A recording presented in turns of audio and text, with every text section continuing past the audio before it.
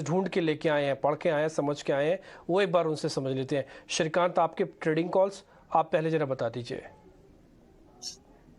बिल्कुल। तो देखिए डिम्पी, हमें लगता है कि यहाँ पे आज हम एक जो नॉन हेवी वेट स्टॉक्स है उनमें हमने कुछ एक एक्टिविटी देखी है, स्पेसिफिकली वो स्टॉक्स में कि जहाँ पे कई दिनों से ट्रेंड अच्छा चल रहा था लेकिन कुछ करेक्शन भी हुआ था, जैसे कि ओएनजीसी है या एनटीपीसी है।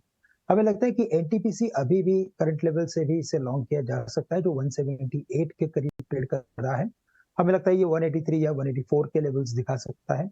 175 का स्टॉप लॉस रखे और एनटीपीसी को करंट लेवल से लॉन्ग करें।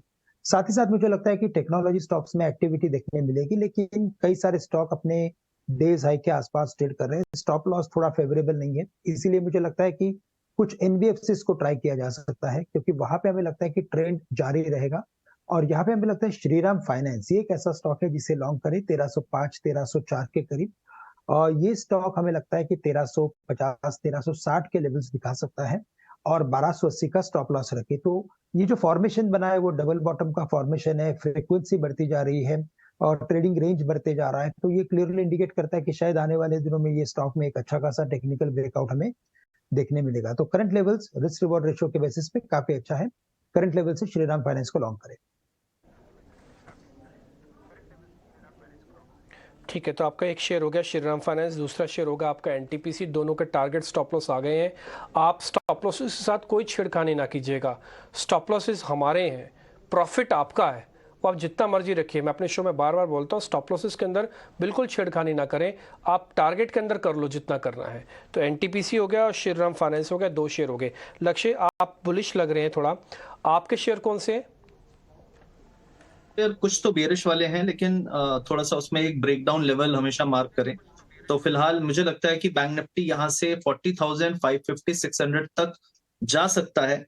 तो उस बियरिश अप्रोच के लिए अगर आप प्ले करना चाहते हैं तो आप बैंक निफ्टी को शॉर्ट कर सकते हैं, लेकिन आपका स्टॉप लॉस होना चाहिए 41,000 अप्रोक्सीमेटली होना चाहिए स्टॉप लॉस। अगर उसके ऊपर हम निकलते हैं तो आपको अपनी पोजीशन काट के बुलिश हो जाना है, क्योंकि मार्केट राइट नाउ एक रेंज में है और रेंज में ट्रेड करना बहुत ही मुश्किल होता है उन लोगों के लिए जो बैठते हैं ज्यादा देर।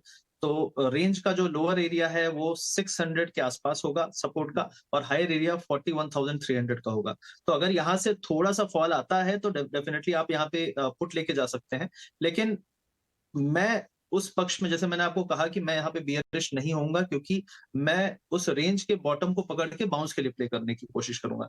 लेकिन वो रेंज जो है वो कई लोग वेट नहीं कर पाते, तो उनके लिए मैंने कहा कि यहाँ से अगर शॉर्ट करना चाहें तो शॉर्ट कर सकते हैं बैंक निफ्टी को। और मेरे कुछ बैंकिंग स्टॉक्स में वीकनेस है, जैसे इंडसइंड बैंक 1067 पे है। अगर ये 1075 के नीचे सस्टेन करता है तो ये 1050 के पास तक जा सकता है, यहाँ पे उसको सपोर्ट मिलेगा।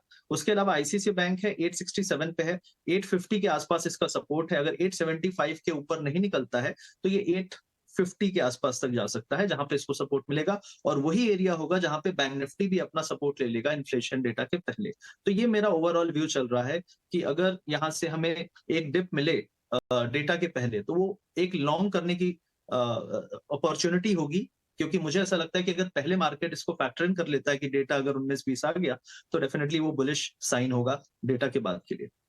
तो आप बुधवार के सीपीआई डेटा की बात कर रहे हैं, जिस पर नजर रखनी होगी, लेकिन उससे पहले की स्ट्रैटेजी इस वक्त आपको बैंक्स पे शॉर्ट की लगती है, ठीक है।